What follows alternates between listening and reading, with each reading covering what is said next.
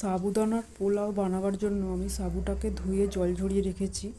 তারপরে নিয়ে নিয়েছি একটু পেঁয়াজ, সেদ্ধ করা আলু, টমেটো, লেবু, কাঁচা লঙ্কা, গোলমরিচ গুঁড়ো, কারি পাতা, বাদাম আর নিয়েছি একটু কুচনো ধনে পাতা।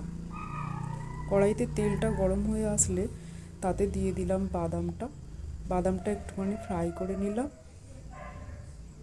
ফ্রাই করে নেবার পর ওই তেলেই দিয়ে দিলাম পেঁয়াজ, কাঁচা লঙ্কা, কারি পাতা। এগুলো ফ্রাই হয়ে গেলে তারপরে আমরা দিয়ে দেবো টমেটোটা। একটু সব কিছু ভাজা ভাজা হয়ে এলে দিয়ে দিলাম আলুটাকেও কিছুক্ষণ নাড়াচাড়া করার পর দিয়ে দিলাম জল ঝরানো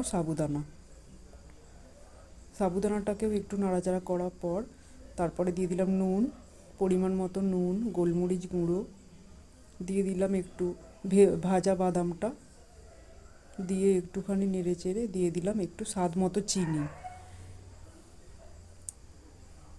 সব উপকরণ নেড়ে চেড়ে দিয়ে দিলাম লেবু, আর লাস্টে দিয়ে দিলাম কুচনো ধনে পাতা।